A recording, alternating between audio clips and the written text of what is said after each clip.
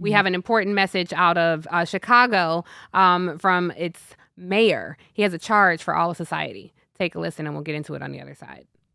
If my ancestors as slaves can lead the greatest general strike in the history of this country, taking it to the ultra-rich and big corporations, we can do the same today. I'm calling on black people, white people, brown people, Asian people, immigrants, gay people from around this country to stand up against tyranny and to send a clear message to the ultra-rich and big corporations.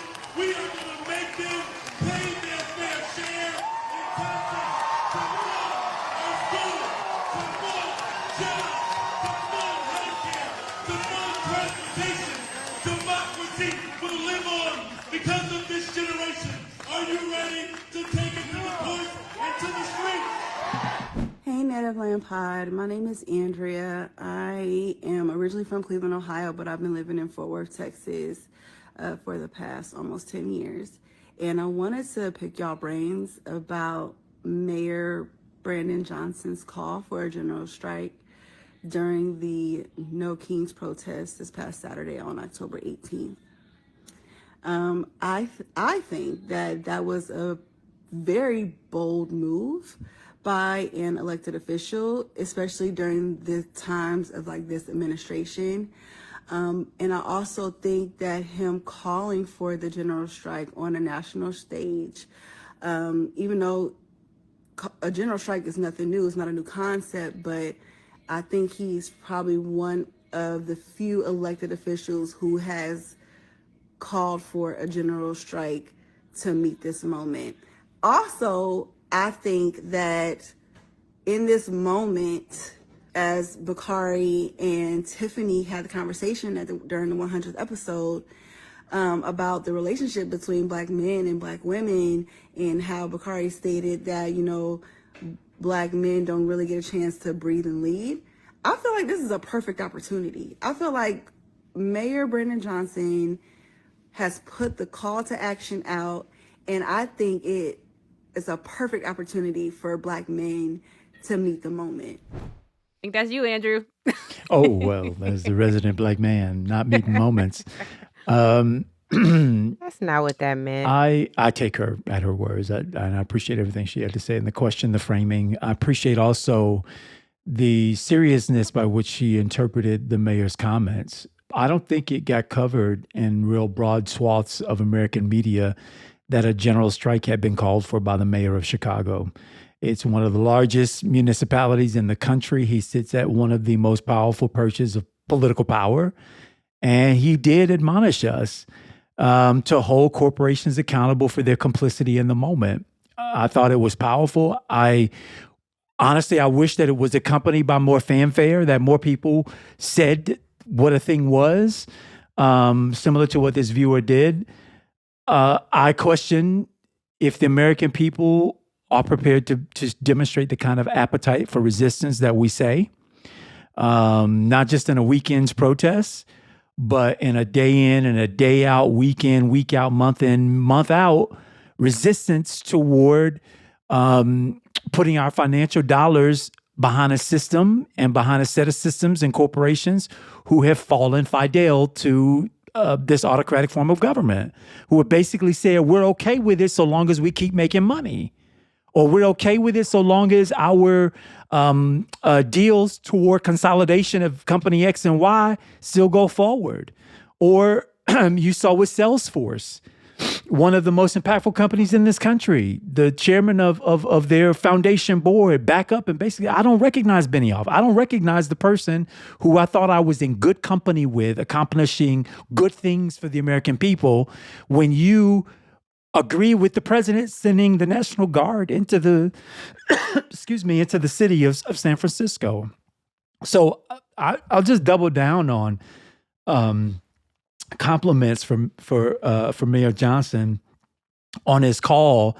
And I would just hope, similar to how we've seen our brother in Atlanta help to that's Jamal Bryant, that is, to create a framework around what protest ought to look like, what impact ought to look like, that there's some people who are part of that movement who are willing to put pen to paper to sketch a resistance and what that resistance looks like.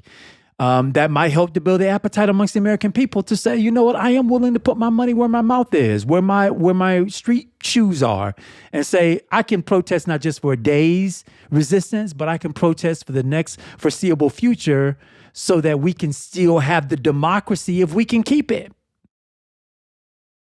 Angela, what do you? I have so many questions, but I want to hear your thoughts first. Well, just a few things. The first thing is, since we talk about Black intellectualism, at least over the last couple podcasts, I've been thinking a lot about the approach.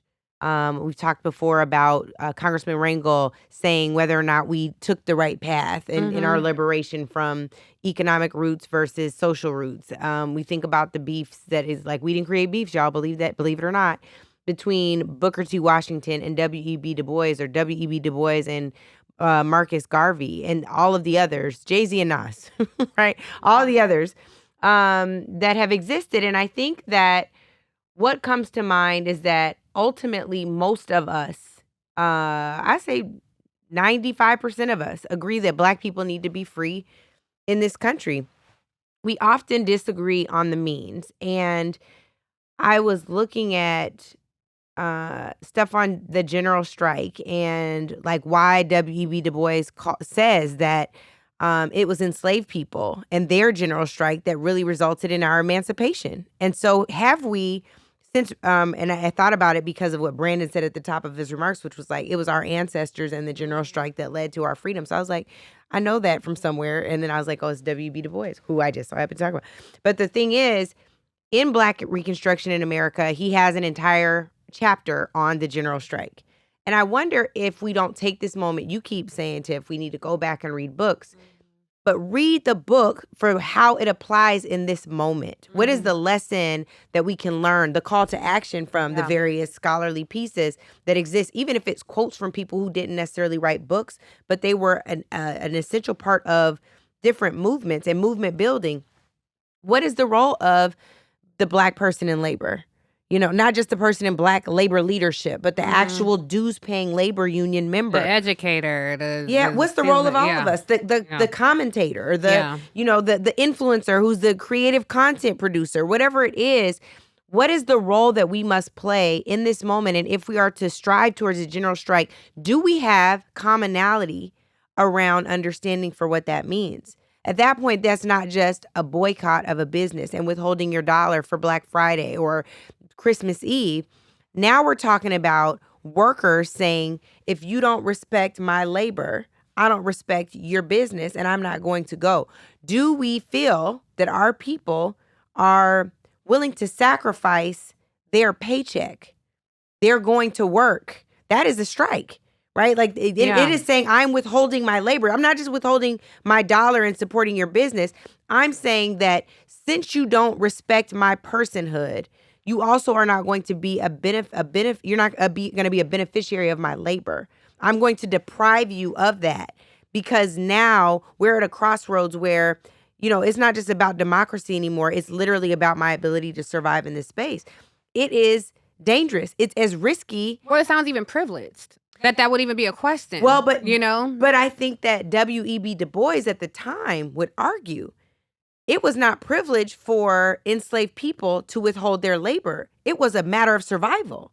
And so then the question becomes, are we at that type of crossroads where now our labor and our withholding that labor, as risky and as sacrificial as it is that the only way that we'll truly see liberation in this country? Well, W.E.B. Du Bois was also criticized at the time. He was, I mean, he, heavily. And this is, of course, post-slavery, where he, was leading a cause and always thought that there would be a path in this country where Black folks could be accepted. He was saying, like, no, Black people, he wasn't saying withhold your labor. He was saying, go participate in this system. Go fight in this war. Because then if you do that, they cannot deny you. They cannot deny your citizenship. They cannot deny your equal rights. Of course, he later changed that decades later. This is one of those changes, right? Yeah. He changed his attitude. But I'm just saying, at the time when he was saying that, they had beef for real. And Marcus Garvey said of W.E.B. Du Bois, this is the white man's nigga y'all listening to. Yeah. And so I just think at this time, I would have a hard time telling somebody, withhold your labor and don't get that paycheck, But that's the very thing Brandon's calling for. I agree. This is why I have questions about Mm-hmm. it. And so I'm just trying to think realistically, what does it look like for us to not only withhold our labor, because then now we're talking about withhold our participation in this white constructed society. That's it. And so, anytime I think about that, I think, okay, we build our own communities. We live off the grid, we grow our own food. And when that has happened, they've come and destroyed our communities. They've literally burned them down. I don't mean just Tulsa. I mean, we can go There's a over bunch. more than 50. Yeah. You can look up the Red Summer of 1919, which predated Tulsa, of course, and look at all the cities, all the white violence, all the despotism that we've survived. So again, I would ask us, is this a time to flee? That doesn't, to me, that is perhaps an act of violence, or not an act of violence, an act of resistance. Native Land Pod is a production of iHeartRadio in partnership with Reason Choice Media. For more podcasts from iHeartRadio, visit the iHeartRadio app, Apple Podcasts, or wherever you listen to your favorite shows.